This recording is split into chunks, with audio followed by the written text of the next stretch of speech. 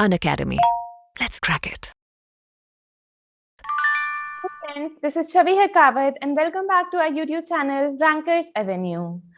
So अभी NEET का सितंबर exam आने वाला है, नीट 2021 एंड काफी स्टूडेंट्स ने टेक्स्ट किया था in my Telegram and also in the comment section कि काफी डर लग रहा है, कुछ स्ट्रेस्ड हैं एंड एंजाइटी की वजह से पढ़ाई नहीं हो रही है.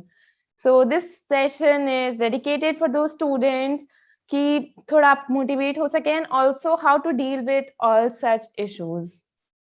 So before I begin, subscribe to the channel Rankers Avenue and also click on the bell icon. So I'll start. इस टाइम पर लाइक ऑलमोस्ट 1 मंथ भी नहीं है फॉर नीट एग्जाम एंड काफी एंजाइटी इश्यूज, डर लगता है कि नहीं हुआ तो क्या होगा, 10 टाइप के सेल्फ डाउट आते हैं, क्वेश्चंस उठते हैं. और ये चीजें मतलब not just with you but almost हर जने के साथ, इवन विद टॉपर्स के साथ भी ये चीज होती है. And first thing is accept कि हाँ ये एंजाइटी होगी ही. And the only difference which is main thing कि इंसान को टॉपर बनाएगा या ड्रॉपर बनाएगा, that one thing is the ability to retain the focus. मतलब एंजाइटी होना, टेंशन होना, इन सब के होने के बाद भी टॉपर वही होगा जो अपना फोकस मेंटेन रखेगा, जो अपने आप को मेंटेन रखेगा and he will still continue doing what he wants to do. आप सभी लोगों को पता है आपको अभी क्या रिवाइज करना है, कौन सा टेस्ट सॉल्व करना है, किस तरह के क्वेश्चंस प्रैक्टिस करने हैं. By now you know everything, किस तरह से आगे बढ़ना है. एंड स्टिल इफ अगर आप एंग्शियस होकर, डर लगने की वजह से आप अपनी पढ़ाई छोड़ दोगे, that anyways is not gonna help. The important thing is ये सब होने के बाद भी maintain a balance and continue doing what you want to do. Okay, so first thing is मतलब अपने जजमेंट को इंटैक्ट रखो एंड इन सब चीजों को होने दो. ठीक है, at the back of your mind आपको डर लग रहा है, एंग्शियस हो रहे हो, कोई बात नहीं, इन चीजों का एक्सेप्ट करो and keep it okay wherever it is. है होने दो, पढ़ा है, साइड में पढ़ा है and you continue doing your studies. अपना रिविजन वगैरह जो जिस प्रॉपर तरीके से आपको करना है वो करते रहने दो एंड ये सब चीजों को होने दो. विद टाइम ये चीजें अपने आप चली जाएंगी एंड ट्रस्ट मी, जब आप एग्जाम देने जाएंगे एट द सेंटर, एंजाइटी वगैरह नहीं होगी दिमाग में. ऑल उस टाइम पर आपके दिमाग में सिर्फ एक चीज होगी कि डू और डाई, करना है या मरो. So this is first thing, keep your judgements intact and maintain a balance and focus.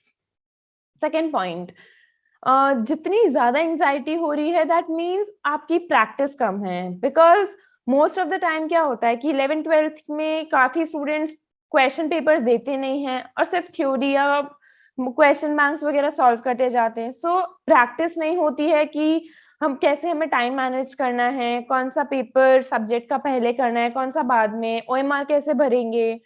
सो इन सब चीजों की वजह से एंजाइटी भी डेवलप होती है. सो इफ आपकी एंग्शियस एंजाइटी का रीजन ये है, फिगर इट आउट एंड आपकी जितनी ज्यादा एंजाइटी हो रही है, increase the frequency of the number of papers you do.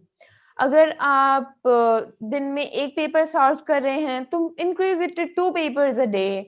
Previous years के पेपर हो या मॉक टेस्ट हो या ऑल इंडिया टेस्ट सीरीज किसी भी इंस्टीट्यूट की, whatever it is, but important thing is increase your paper practice. So जितनी ज्यादा एंजाइटी उतने ज्यादा number of question papers. Trust me, it will help you a lot. मतलब ऐसा हुआ था मेरे साथ कि जब मैं एग्जाम पेपर के लिए अपीयर होने जा रही थी इन मेन नीट एग्जाम, मुझे ये फील नहीं आ रही थी कि मैं नीट का पेपर देने जा रही हूँ. It was like any other mock test जो मैं नॉर्मल डेज में देती हूँ. सो इतना ज्यादा आपके लिए कैजुअल हो जाना चाहिए पेपर्स देना. उसी से आपकी टाइम मैनेजिंग स्किल्स इंप्रूव होंगी और किस तरह से हमें पेपर अटेम्प्ट करना है, how to maintain a balance during the paper. ये सब जो छोटी मोटी एस्पेक्ट्स होते हैं ये सब प्रैक्टिस से ही आएंगे. No one can teach you, no one can actually instil in you, infuse in you कि आपको इस तरह से ये करना है. नो ही, ये सब इंडिविजुअलाइज्ड होता है, पर्सनलाइज्ड होता है and it's only you who can develop this aspect within yourself. So this is tip number 2, increase the number of paper practice. Third point is increase the number of revisions. Anxiety का issue, one of the another reason is lack of revision. हमें अपने आप पे confidence नहीं होता, या फिर ऐसा होता है कि हमारे number of revisions इतने adequate नहीं है कि हमें इतना confidence हो कि हम पेपर में उस चीज को recall कर पाएंगे या नहीं. So you can refer to my video, it's already there on the YouTube, the 3-column strategy for passive revision. Trust me, that's one of the most effective strategy to improve your scores. Okay, last के दिनों में like 20 days are left for your NEET exam, और इतने कम time में it's not very possible कि हम पूरा syllabus A to Z front to back page पूरा revise कर लें. ऐसा नहीं हो पाएगा बिकॉज एनसीईआरटी भी बायो की इतनी ज्यादा रिवाइज करनी है, physics chemistry, it is not humanly possible कि हम सब रिवाइज करें. सो this is very high time you start doing those topics जो हाई यील्डिंग हो, जिनके टॉपिक्स आपकी जो ज्यादा वीक हैं. एंड थर्ड इज जो काफी वॉलेटाइल सी चीजें हैं, value based questions and all that. So इन चीजों को किस तरह मैनेज करना है, I have very well explained it in that video. I think the link will be there in the description. The 3-column strategy, it's a must watch video and please apply that strategy. It will definitely help to increase your scores and also आपको revision का एक तरीका मिल जाएगा कि हमें इस तरह से passively retrograde approach से हम पूरे syllabus को revise कर सकते हैं. So this is the third tip, increase the number of revisions. Next, fourth is your influence of the people who are around you. Mostly क्या होता है कि like अभी online classes हैं, COVID है, so most of us are at home and काफी relatives होते हैं हमारे आसपास. कुछ relatives ऐसे होंगे कि कुछ ज्यादा ही हमें बोलेंगे कि हाँ हमें तुमसे काफी expectations है, काफी आशा है कि तुम बहुत अच्छा करोगे पेपर में, तुम डॉक्टर बनोगे एंड ऑल दैट. तो इन चीजों की वजह से काफी प्रेशर डेवलप होता है दिमाग में कि और अगर मेरा सिलेक्शन नहीं हुआ तो वो क्या कहेंगे, मेरा सारी उन लोगों की एक्सपेक्टेशंस मैं डाउन कर दूंगा. ऑल दैट चीजें काफी दिमाग में आती हैं, इस वजह से काफी इफेक्ट आता है हमारी परफॉर्मेंस में इन द पेपर. सो जब मेरा अपने होम टाउन उदयपुर में ही मेरा सेंटर अलॉट हुआ था, मैं काफी मतलब डिस्टर्ब हो गई थी बिकॉज मैं नहीं चाहती थी कि मैं उन रिलेटिव्स के बीच में जाकर पेपर दूं एंड आई डिडंट वांट कि मेरे कोई रिलेटिव्स मुझे बोले कि हम एंड ऑल दिस जिससे मुझे अफेक्ट हो. So what I did was कि मेरा फोन बंद कर दिया था कि हाँ मैंने किसी रिलेटिव्स का कॉल रिसीव नहीं किया, no replying on messages. So that way I avoided the people जिनसे मिलकर मुझे थोड़ा मतलब मेरे नेगेटिव इन्फ्लुएंस हो जाए मेरी परफॉर्मेंस पे. And another is avoid the peer pressure कि कितने ही फ्रेंड्स ऐसे होते हैं जो काफी नेगेटिव ही बोलते रहते हैं, खुद ने भले ही काफी कुछ पढ़ लिया होगा, आकर बोलेंगे कि हमारा कुछ नहीं हुआ, हमें डर लग रहा है एंड ऑल दैट. काफी नेगेटिव एटमॉस्फेयर क्रिएट करेंगे कि मुझे कुछ नहीं आता and all that. So it's better if you avoid such relatives and such friends who are just creating a negative atmosphere around you. I'm not saying कि आप positive ही सोचो, negative ना सोचो and all that. मैं सिर्फ ये कह रही हूँ कि अपने उन लोगों को अवॉइड करो and try to be optimistic. So this is the fourth tip.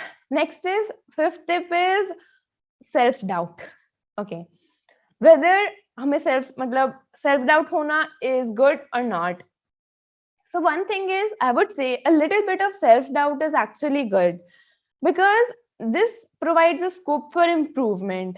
If you think कि हाँ जो मैं कर रहा हूँ बिल्कुल सही है, I'm very confident कि हाँ ACC selection होगा, then I must say confidence without clarity, it can be a disaster for you. So little bit of self-doubt is actually good, and I won't say कि इस self-doubt के चक्कर में you're like suspicion का seed create हो जाए. Suspicion is a sickness. Self-doubt is actually good. No one is perfect here. There's always a scope for improvement, and this scope for improvement always comes when you are self-doubting yourself.